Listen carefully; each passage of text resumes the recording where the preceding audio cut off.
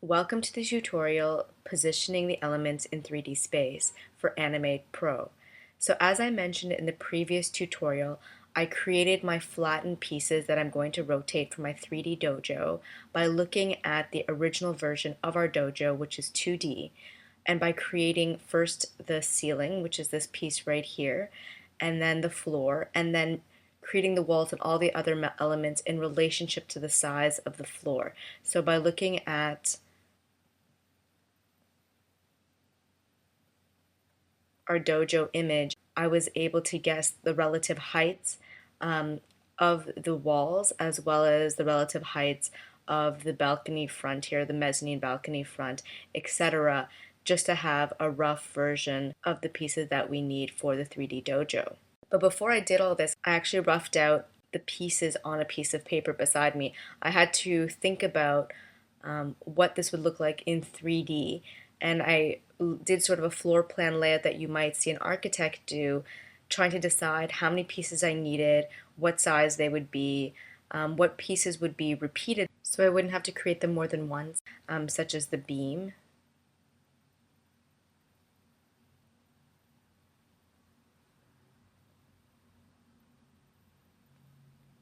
So we can see here that it looks like there's only a single piece for the beam, but actually all four pieces are stacked one on top of the other. And this is an element that will be repeated throughout the 3D dojo, so of course I only created it once. So those things you think about, you lay out and you draw out. So I actually drew out this piece of the shoji, which let me show you what it looks like. You actually had to cut out the wall for the doorway and the balcony.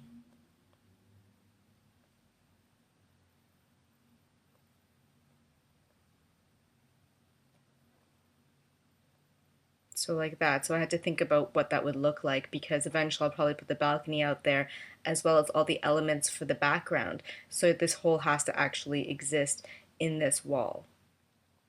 So let's bring all those elements back.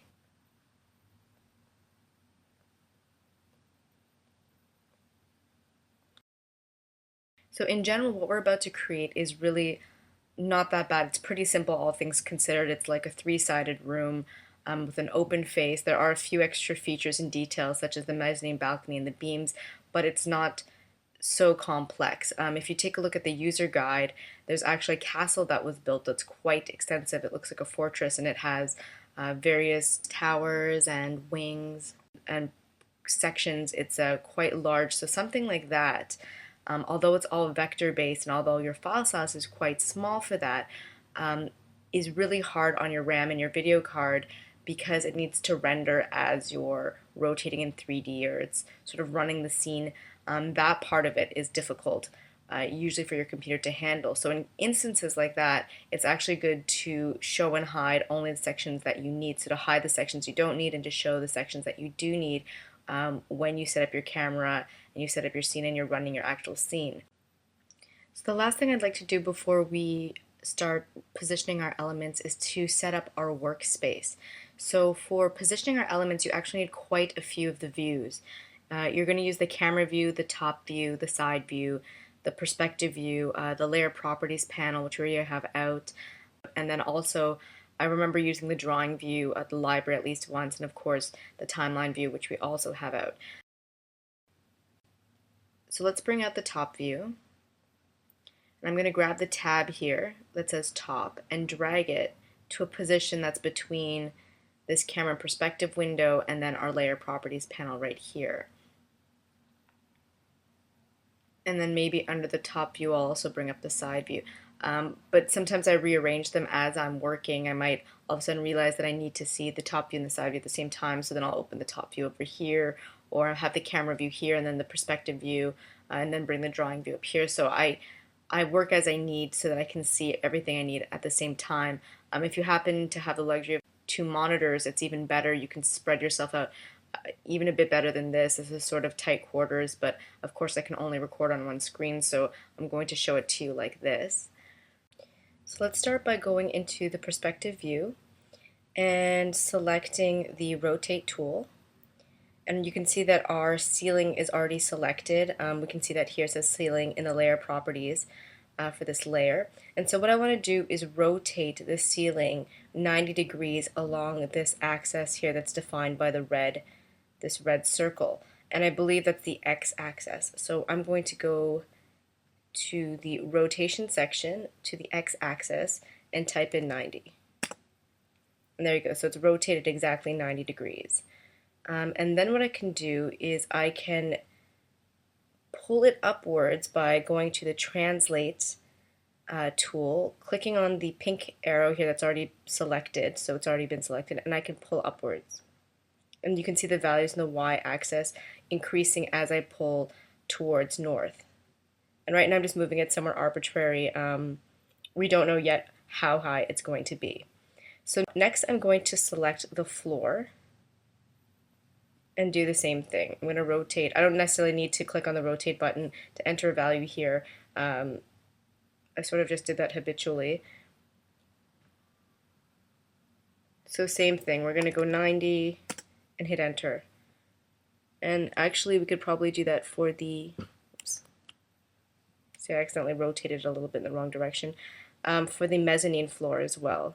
So same thing, rotation, x-axis, 90. And we know that because all three of these planes, the ceiling, the floor, and the mezzanine, so let's take the floor actually.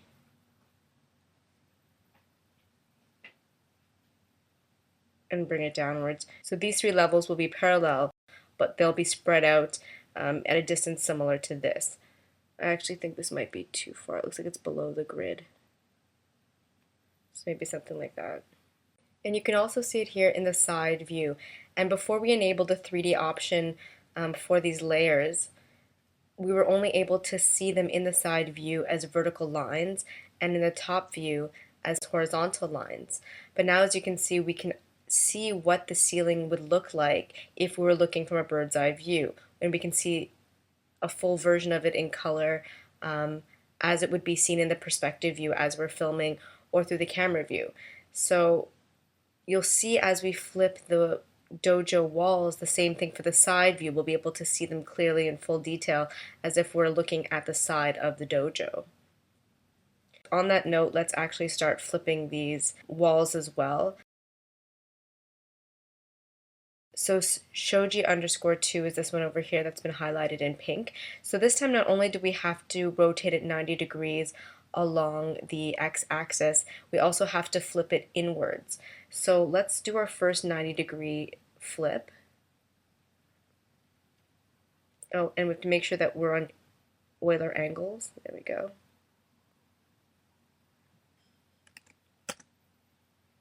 And now we want to flip it inwards. So along this green circle, which I believe is the z-axis. So let's try that.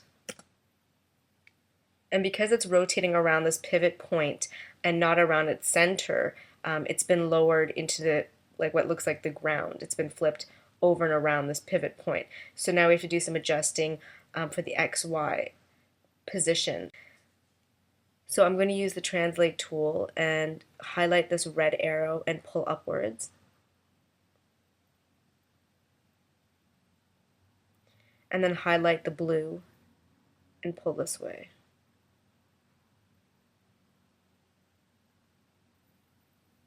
So you can do it there like that, or you can do it through the side and top view, which is actually what I recommend. So we're going to do it that way for the next side. And as you can see, the values have changed here again. Our wall has been moved west and north of its rotated position.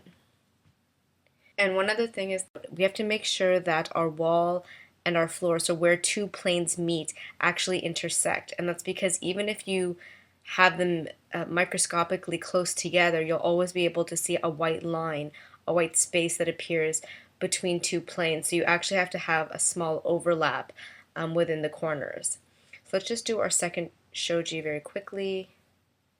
Euler angles,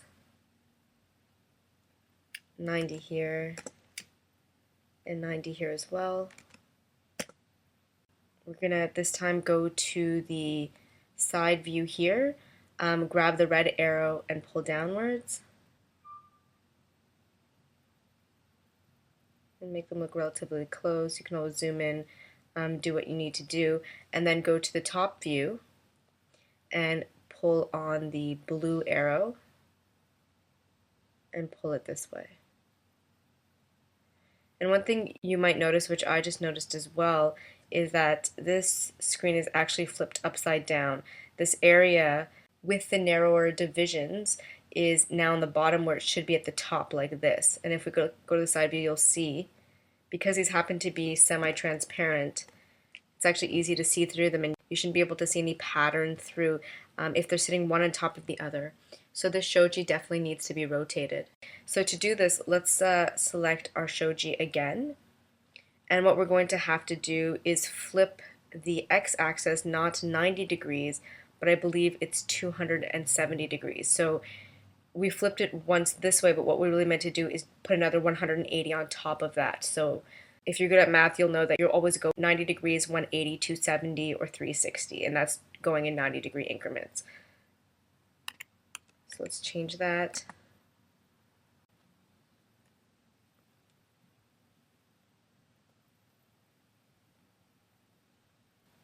So maybe I was wrong. It was probably on the z-axis.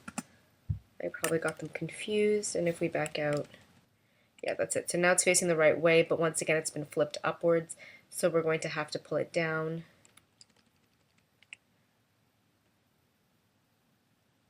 Like that.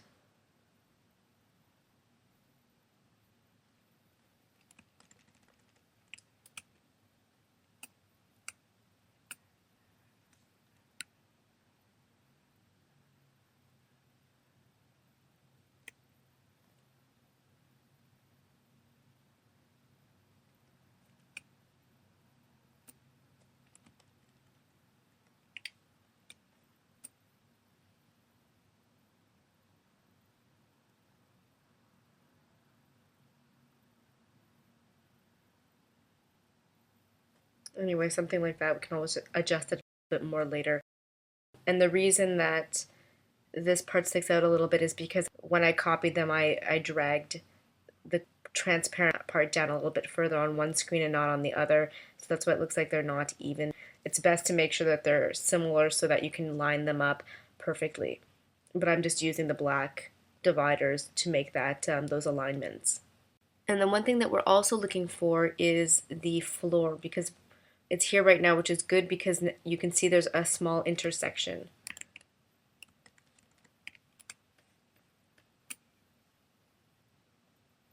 So we see the bottom of this shoji, the white part and some of the black lines intersect with the floor, as does the other side because it happens to be longer. So that's exactly what we're looking for, that intersection. And if we zoom in here, in the perspective view, you see the same thing. There's definitely an overlap. The pink comes out past the shoji, and the shoji cuts through the floor.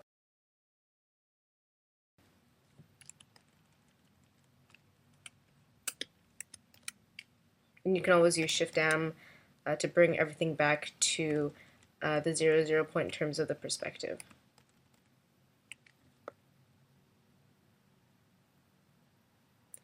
Okay, so I'm going to grab the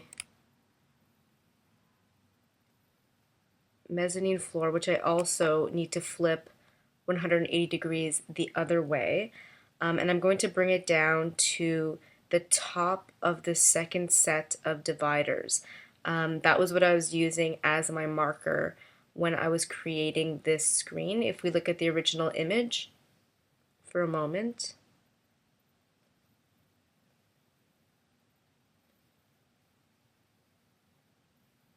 you'll see that the balcony seems to come to the end of a set of dividers that, if we zoom in,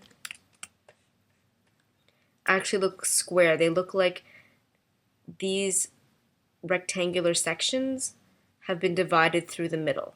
So it looks like these are square and these are rectangular sections, and it seems like there's only 1, 2, 3, 3 rows here of this kind of condensed division, and that's where I knew the balcony, or this mezzanine balcony floor, should start, and so that was my indicator. So now if we go back to the perspective view and we look at our dojo, that's where I'm looking to bring this floor down to. So let's select it here in the timeline view. I'll bring it down here to the top of those divisions, and I also, like I said, wanted to flip the floor over again, so I believe it's 270 as well, or am I making the same mistake? Oh no, okay, so it's good this time. But I do have to pull it forward so that it sits in the right place, like that.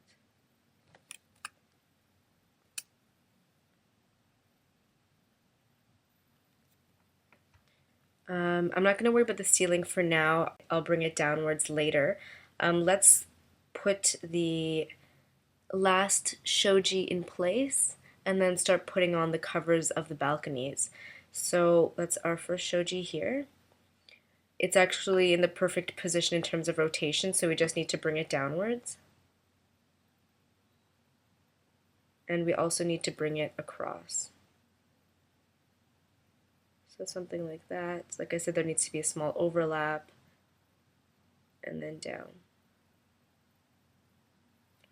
So something like that. Later on, if you want to get in really close, I started trying to line up these black lines with these black lines. That's what you're really looking for if you want a perfect alignment on both sides.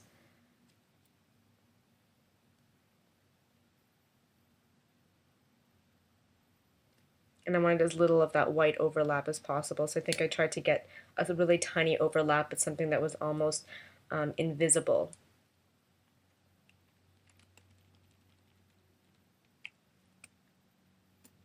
Okay, and then lastly, let's bring these, I think I labeled them Mezzanine Thatch, just because of the material and that they belong to the mezzanine. So once again, this one's really easy. We grab the arrow, we bring it down. I don't know if you can see where it is in this view. It's kind of difficult to see. I believe it's this thing right here.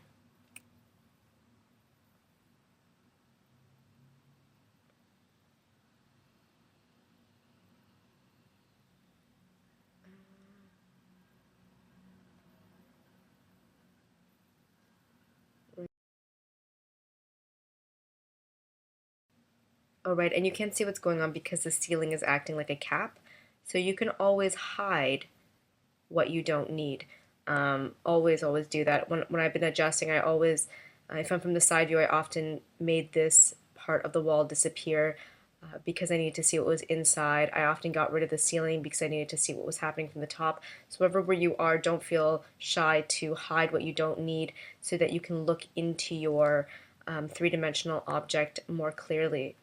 So this balcony thatch obviously has to align itself with the edge of the mezzanine floor, so something like that. And once again, we're going to have to overlap at the corners. So I'm going to grab the next one, do some rotating with our angles. I think this time it needs to be rotated on the Y. No, for sure there's a 90 there. And then maybe there's just a 90 there. These ones, I don't think it really matters if they're flipped upside down. I'm pretty sure there's the same amount of space around these gray bindings, both the top and the bottom, so it doesn't matter which one is up and which one is down.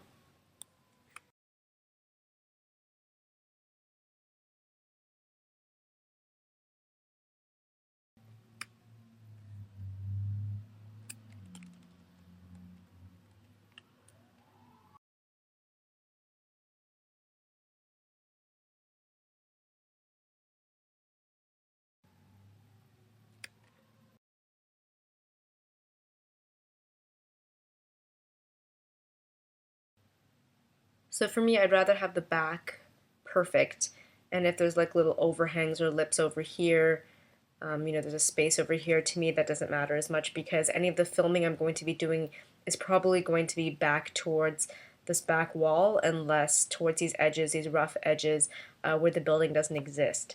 So for me, this is my base point.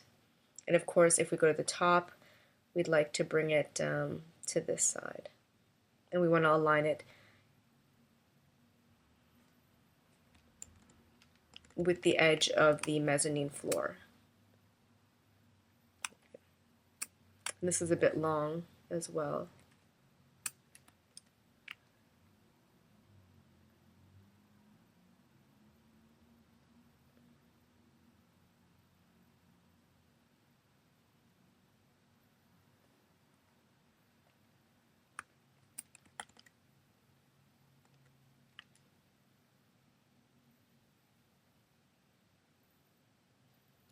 So as I mentioned, this is quite long. We can see that from the top, and if we rotate our view here,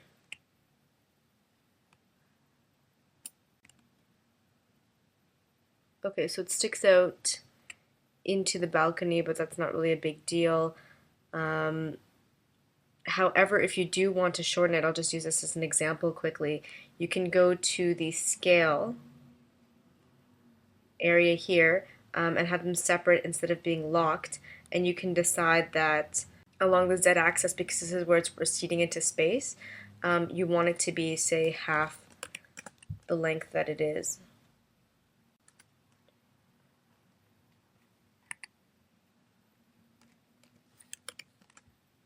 Okay, sorry, so it was along the y-axis, so I'm messing up my axes a little bit here, but you can see, so I made it exactly half. It was a bit long, so really what it would be is probably something like 0.9, because it was almost perfect, or maybe even something more precise, something like that. So there's less of an overlap. I actually didn't really care. It's because you won't see the inside of that balcony, you can leave it to its full length.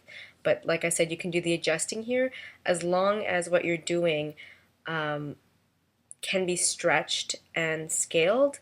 The moment that that looks weird, for example, with the shoji wall, the moment you expand the wall and make it longer, what it's going to do is pull these rectangular divisions or squash them, which makes them look not the same proportion as all the other ones, which makes them look weird. So this is something that you cannot scale with in this section, and these are the types of objects that I would bring back to the drawing view and adjust there. Okay, so let's finish up the last little bit of the dojo.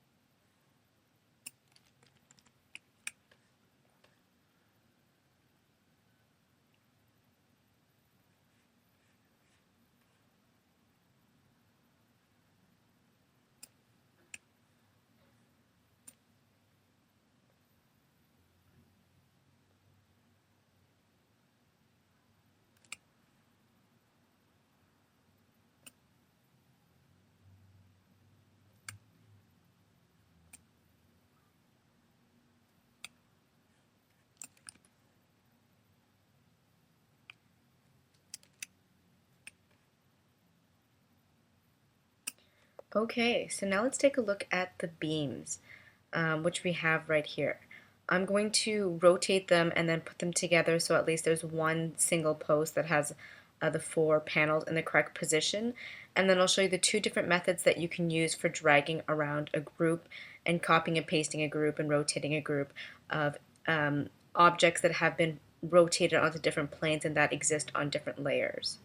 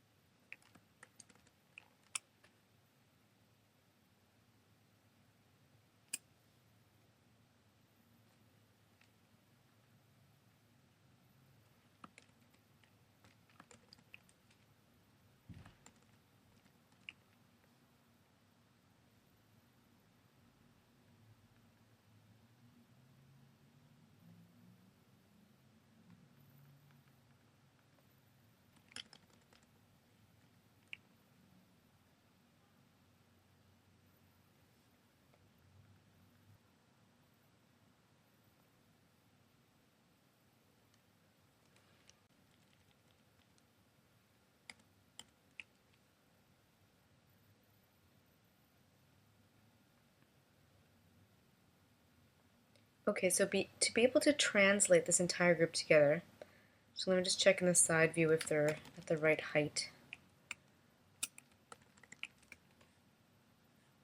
If I didn't accidentally move them so that one is longer than the other. Yeah, they look to be okay, I think.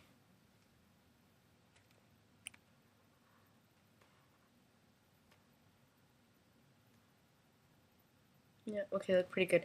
Okay, so to move this group together, you can either attach all the panels to the same peg, or you can put all the panels together in a symbol. So there are advantages and disadvantages to both, as always.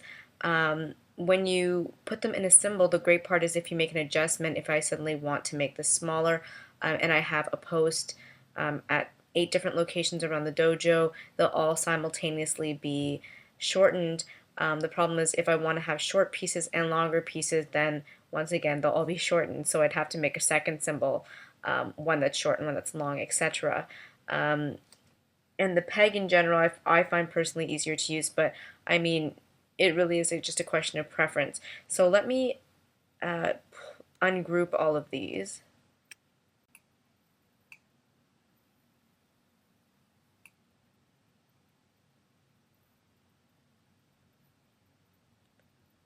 And then I'm going to delete the group like that. Actually, a lot of this can also be done in the network view, which is something we're going to get to in one of the tutorials in this video tutorial pack. But for now, I'll just add a peg here, and then I'll attach all these other panels to that peg. And I'll keep it as beam P to be beam peg. And now, because this is attached to a peg, it also works in 3D space, just like the individual panels. And if we look from the top view here, and this is exactly why you have to do it in the network view. It's because it's not connected, so I already see what my problem is here. Let's go to the network and take a look at what's going on. So my dojo is in a group. Actually, it's the tutorial dojo, and it seems to be, oh no, it has its own composite. Okay, actually even better, what we should do is let's organize everything first.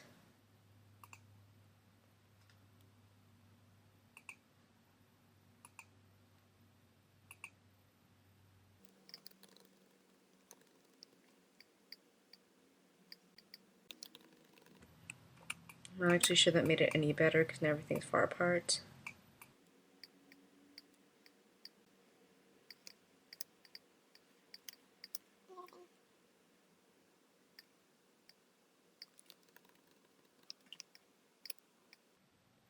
Okay, so out of the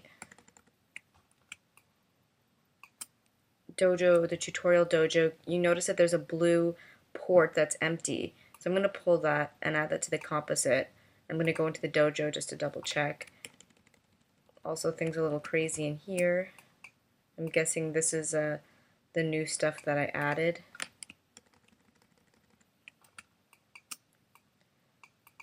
So there's a composite, our beam peg, and the 4 panels of our beam. And so what was going on is that this plus its composite, which we should consequently make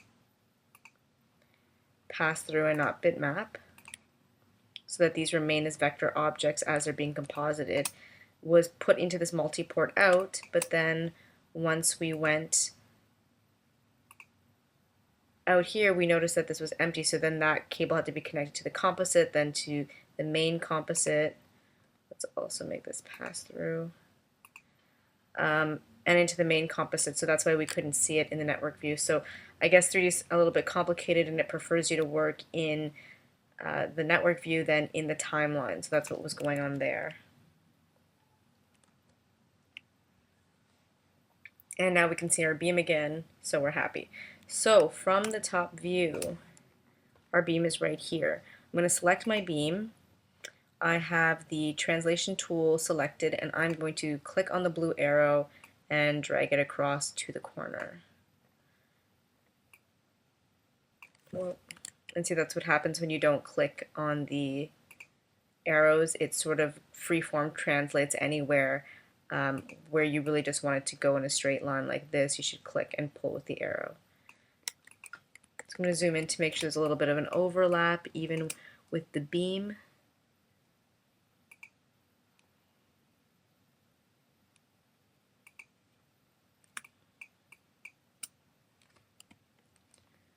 Oh, it's not so bad.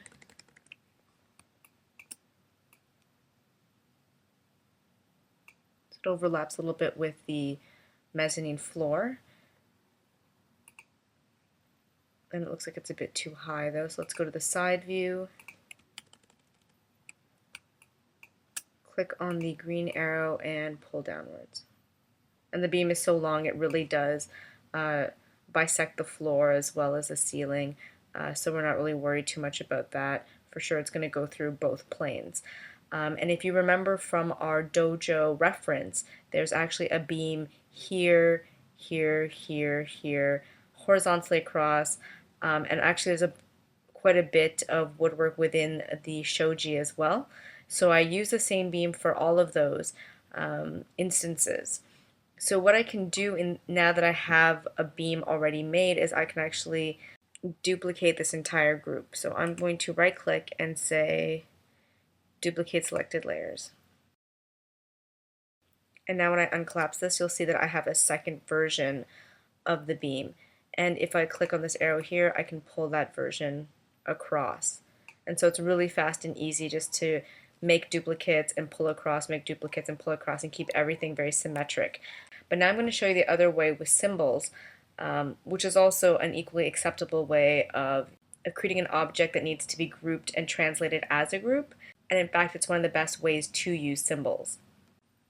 So let's do that now. So I'm going to actually duplicate these layers.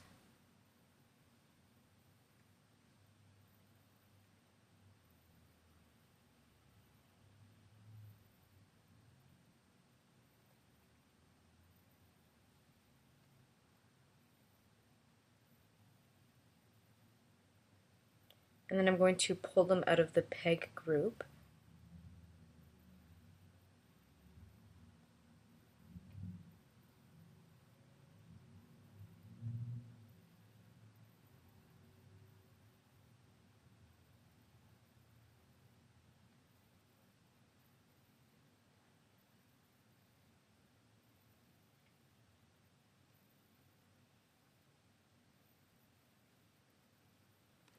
And then I'm going to hold down Shift and select all 4 of these layers, and then go to the top and select Edit, Create Symbol. You can also use F8, and if you have the timeline view toolbar up here, it's the one that looks like a Lego brick. That's the same thing as selecting Create Symbol. And so it asked me what I would like to name it, so I'll name it Beam. I think that I already have a beam symbol in the library from having created the finished version of the dojo, so let's make this one beam 01 and say OK. And then you can just delete these layers actually. And then if we go to the library view, which we have right here conveniently, we have beam 01 in our symbols library. So I'm going to drag beam 01 and drop it in my timeline, and there's my beam. And then what I'm going to do is select it with the Translate tool selected, bring it down, bring it across, and then from the top view,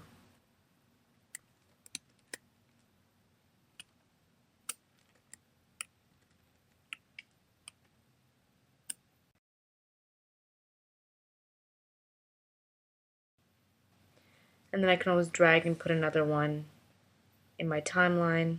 I might rename it though to beam 2.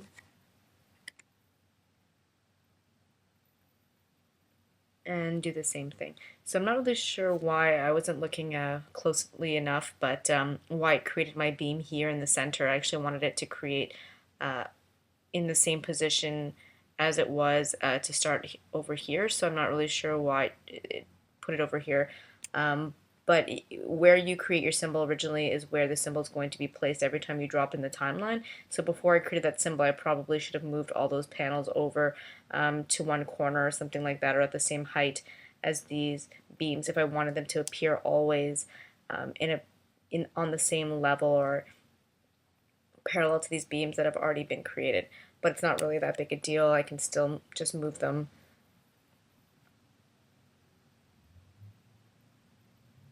like that and then move them across.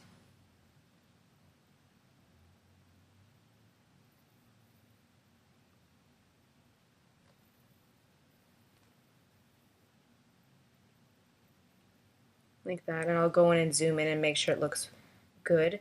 The other thing that we can do with a group like this is that we can rotate it, and there is a beam that's supposed to come across like that. So let's put one more beam symbol in the timeline view, and I actually named these beam H for beam horizontal, and you'll see that, you'll see beam HS, which is horizontal short, and those are the ones that went in the back. So if you're analyzing the structure of the finished dojo that I created, that's what that H and that S mean. Oh, I think I didn't validate my change. There we go.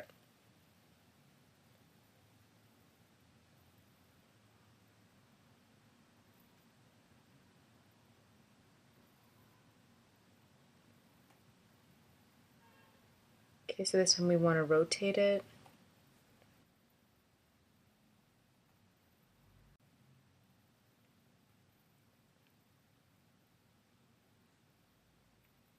We have to make it a 3D transform, so it's something you have to make sure you check off.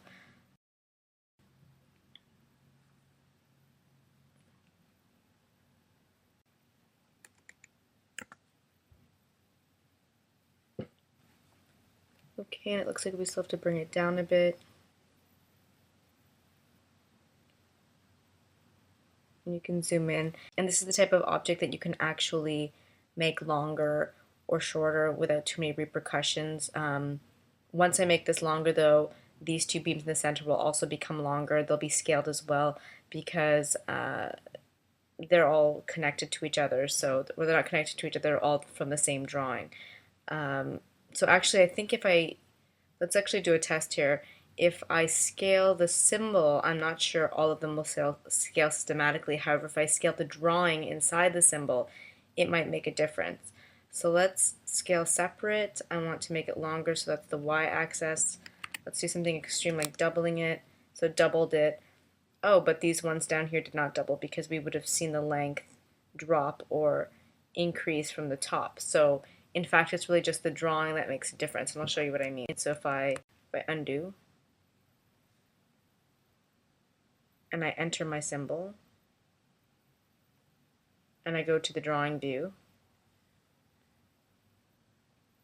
and I decide from the drawing view that I want to increase the length of my symbol, so something extreme like that, you can see already in the side view that these two beams have increased in height, and that's because they are all connected or all linked to the same drawing.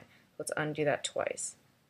So I guess a way around that is to just scale, to make sure I'm at the top, is to just scale the symbol, and then you don't have to worry about things like these two beams being ridiculously long. So once again, if I select the horizontal beam, I can scale it and not worry about everything else scaling around it.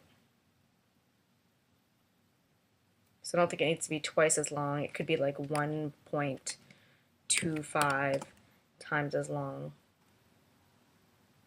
Let's get rid of that scary grid. Okay. Like that. And I actually made sure that I pulled it out a little bit so that you didn't see these lines that cross.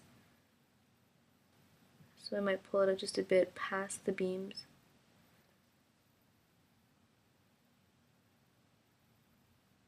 Maybe in the end I made it a bit wider too from the top so that it touched the mezzanine balcony, but that in this image you wouldn't see the cross.